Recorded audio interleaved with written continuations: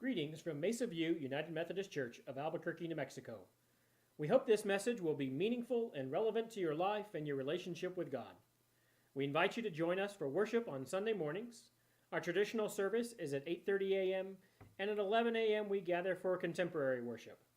More information may be found at our website, mesaviewumc.com.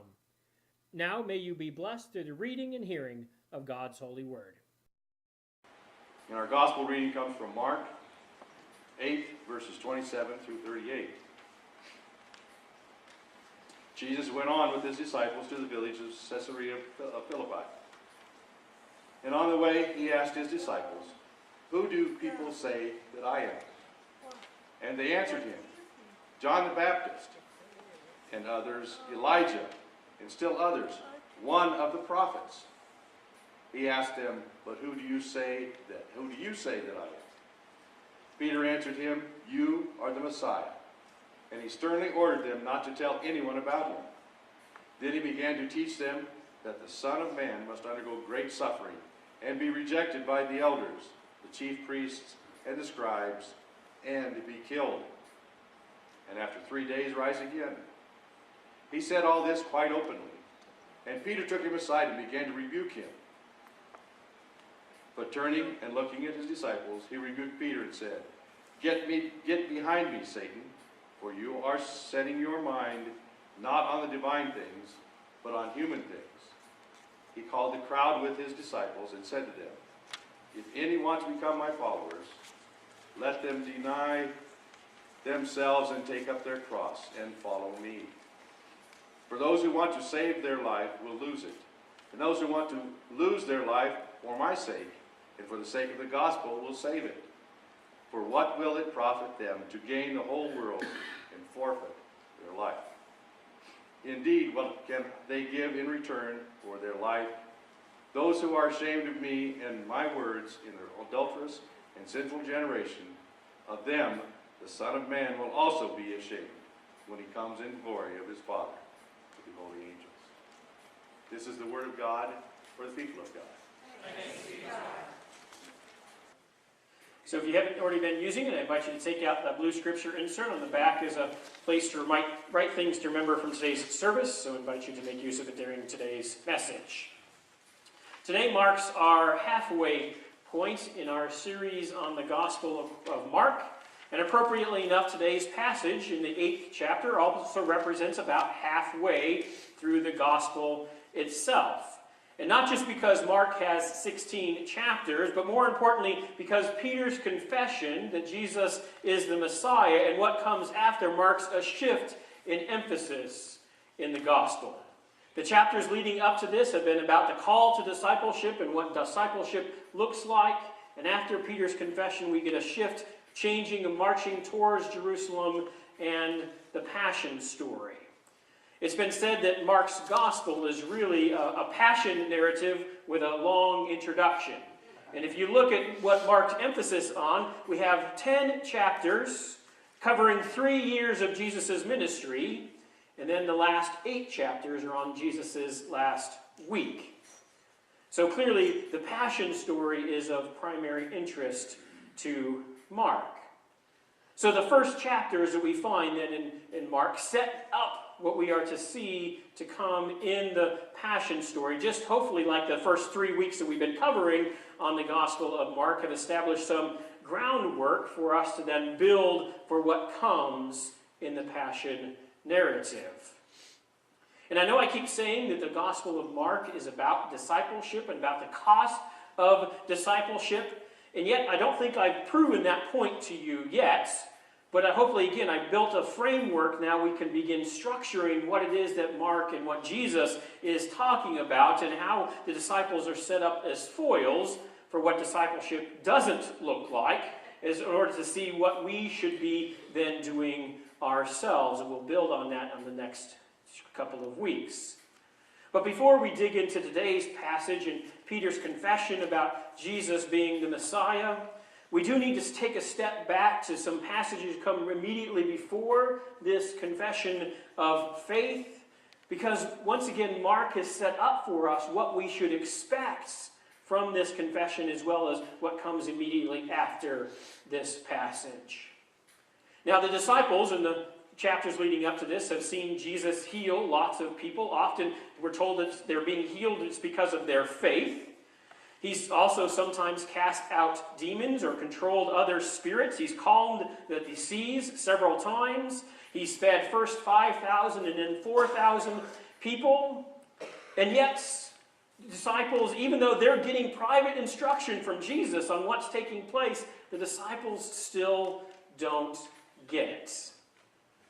So immediately after the last feeding of the multitudes, Jesus warns the disciples to beware of the yeast of the Pharisees. That is, just a little bit of yeast can ruin the whole thing or change the whole thing. So if the Pharisees are leading the people astray, it doesn't take very many to change the whole thing. But the disciples think that Jesus is talking to them about bread.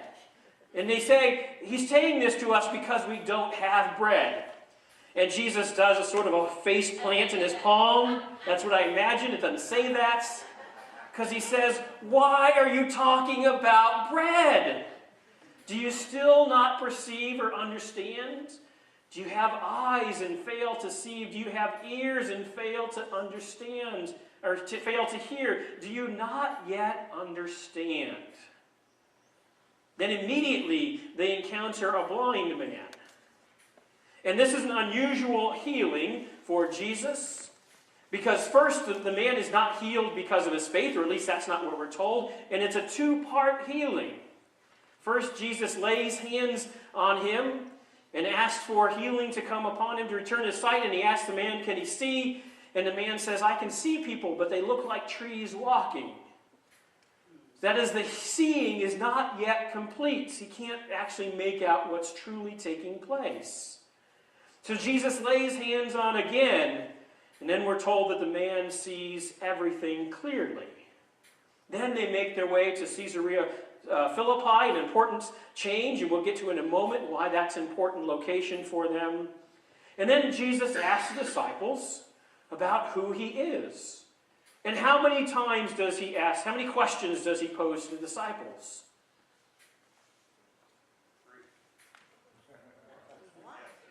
2. Who do people say that I am? And who do you say that I am?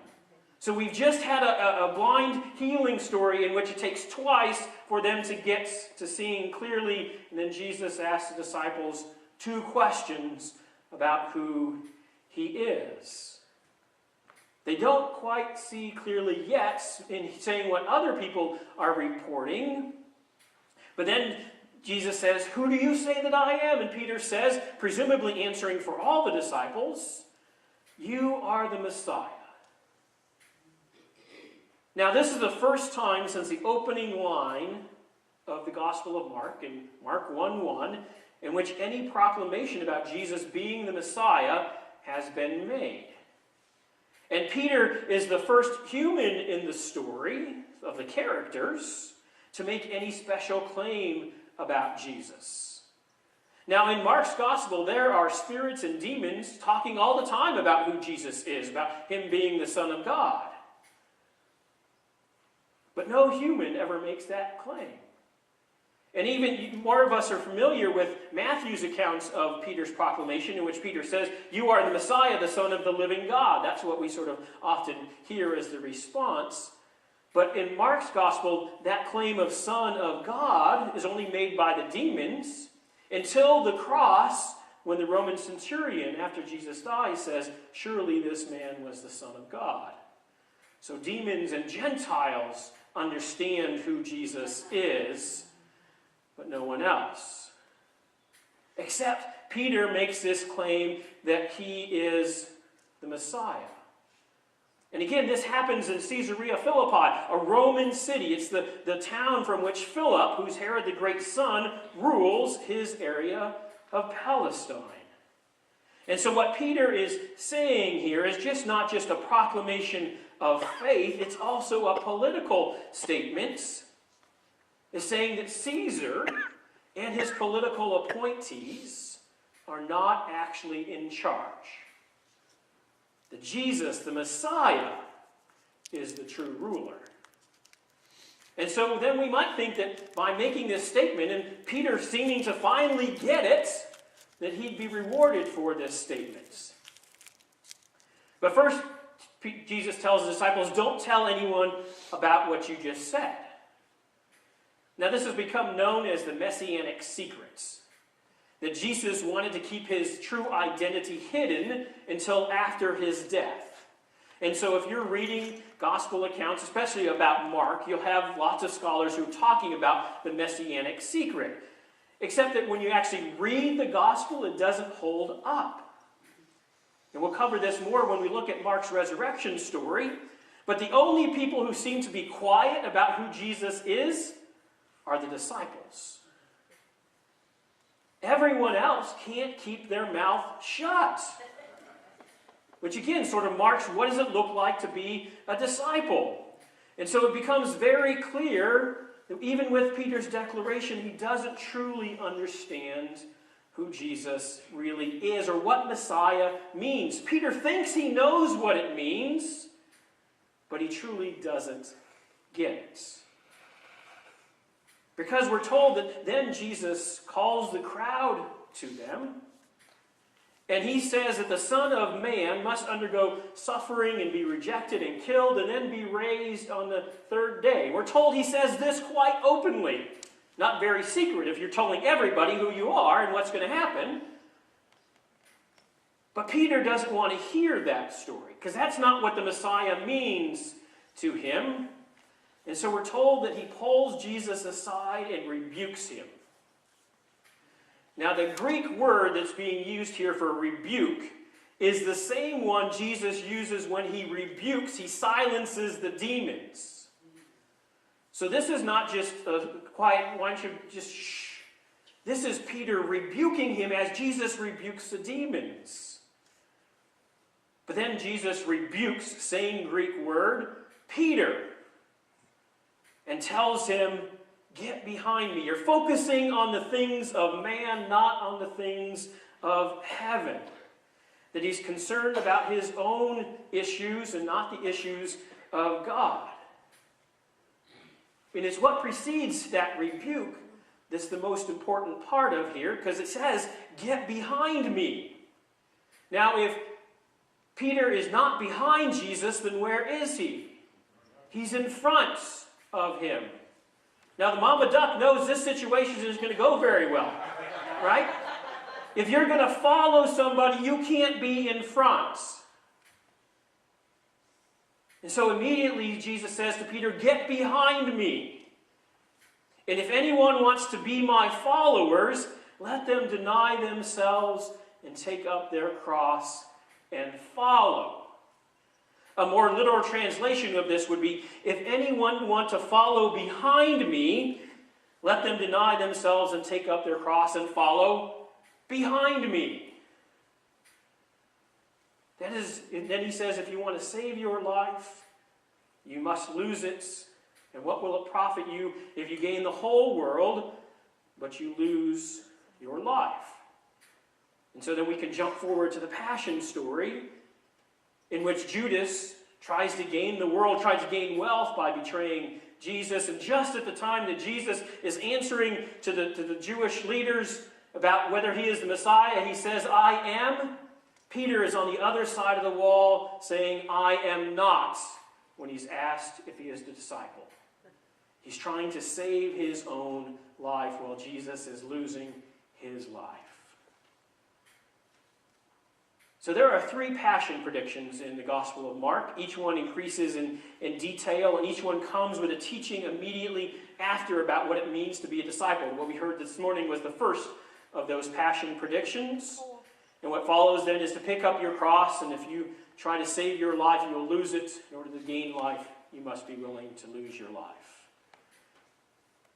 Then the second passion prediction, after that, Jesus hears the disciples arguing about who is the greatest amongst them.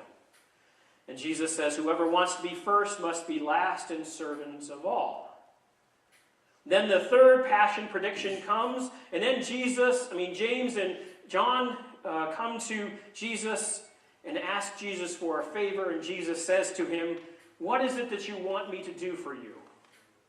And they say they want him to grant him to sit at his right and his left hand in glory. They're asking for power. And Jesus responds, whoever wishes to be great among you must be servant of all, and whoever wishes to be servant first among you must be slave of all. So each passion prediction ends with a teaching about what discipleship looks like and what the costs are of discipleship, to be a follower of Jesus.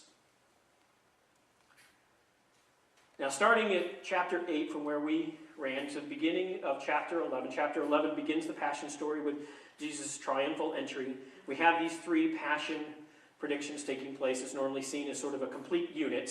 And that that section also ends with another healing story. Another blind man who comes to Jesus, Bartimaeus, the son of Timaeus, and he shouts out for Jesus' help. And the crowds try to silence him. And what does he do? He shouts out even louder. And then Jesus calls him forward and says, what is it you want me to do for you? The same thing he has just said to James and John, who asked Jesus for power. He says, let me see again. And we're told that Bartimaeus' faith has made him well, and he can see.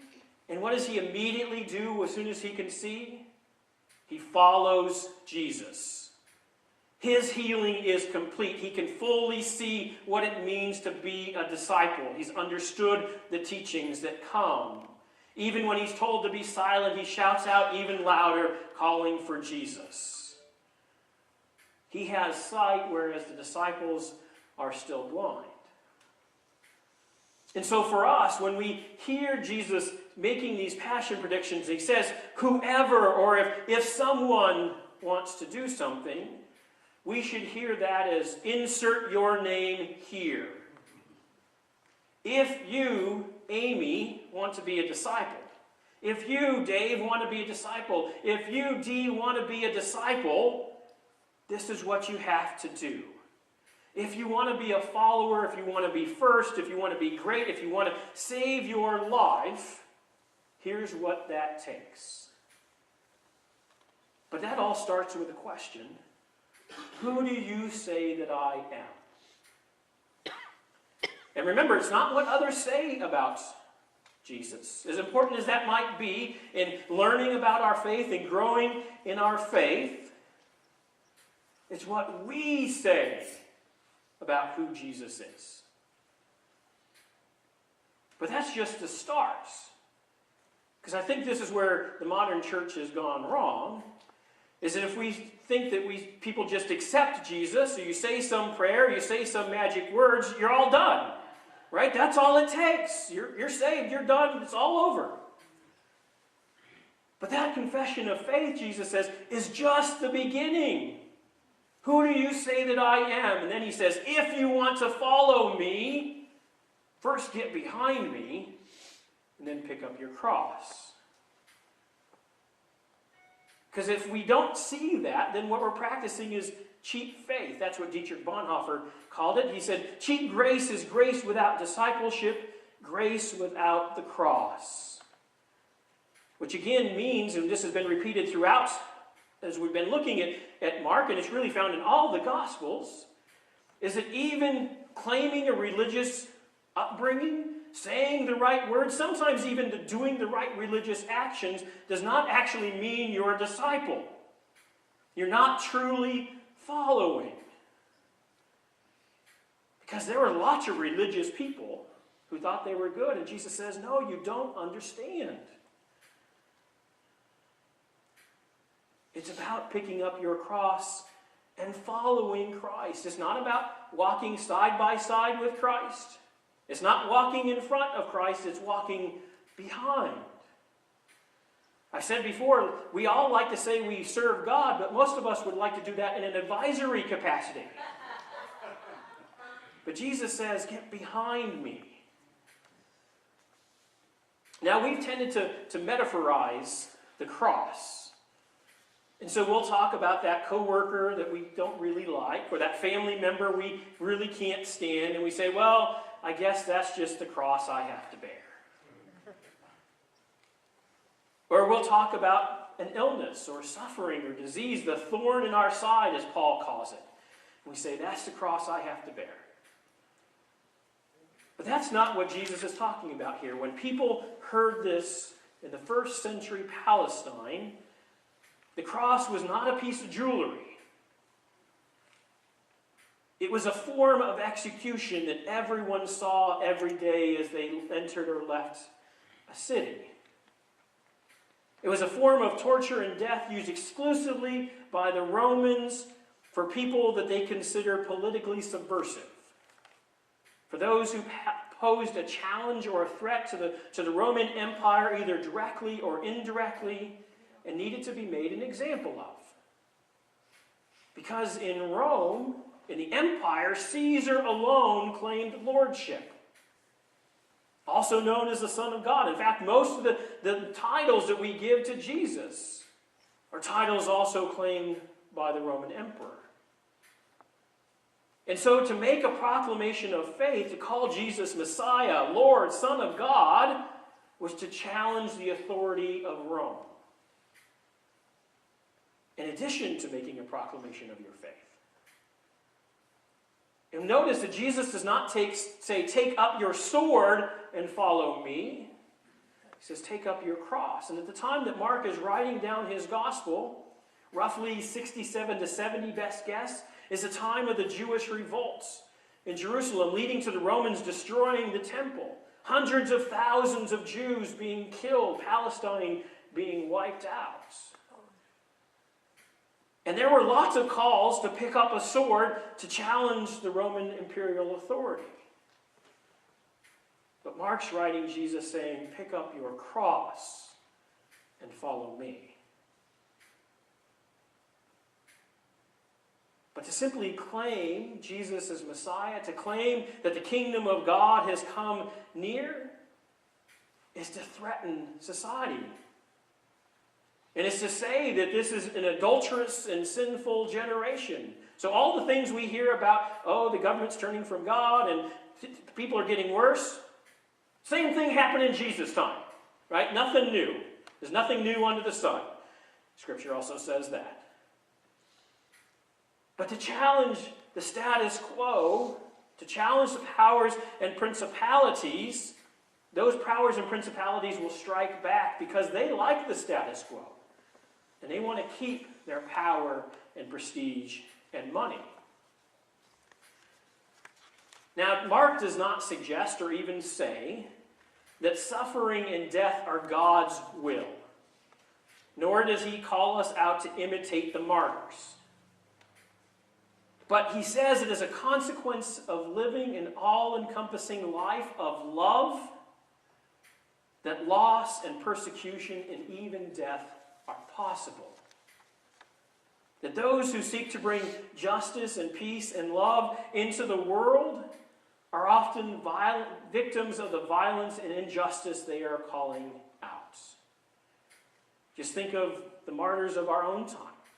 Dietrich Bonhoeffer, Martin Luther King Jr., the Archbishop Oscar Romero, to name just a few.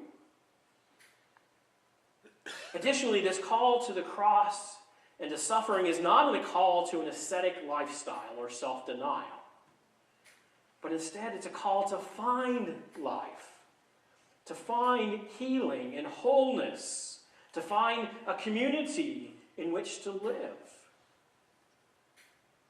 and to be on the side of God rather than the side of man, and to reject most of the ways that the world operates, and to focus on loving God and loving our neighbor. That, Jesus says, is what the kingdom of God looks like. As most of you have been probably following on the news for a few weeks, this past week, the former trainer of the U.S. gymnastics team was sentenced to probably not enough years in prison for sexually abusing hundreds, if not thousands, of women. But as the story has developed over the months, there have turned out plenty of signs that this could have been stopped early on. That people began making accusations as early as 1997. And then in 2010, the new executive director of the NCAA was told about accusations being made at Michigan State. And yet nothing was done. Because hundreds of people enabled him, either directly or indirectly. People in power chose to do nothing and say nothing, or even to actively cover it up, because the power and prestige and money were more important than protecting people's lives. And other people were fearful about what would happen to them if they came forward. And we saw the same thing at Penn State. We saw the same thing at Baylor. We saw the same thing in the church. And many, many other places. Albert Einstein said the world is a dangerous place to live, not because of the people who are evil, but because of people who don't do anything about it.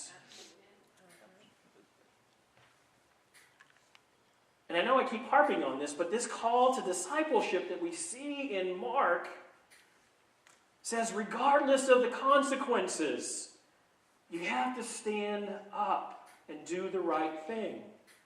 Because it's easy to stand on the sideline and say, well, if I had been there, this is what I would have done.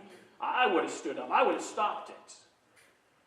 But in the heat of the moment, we're driven more by fear often than we are by love.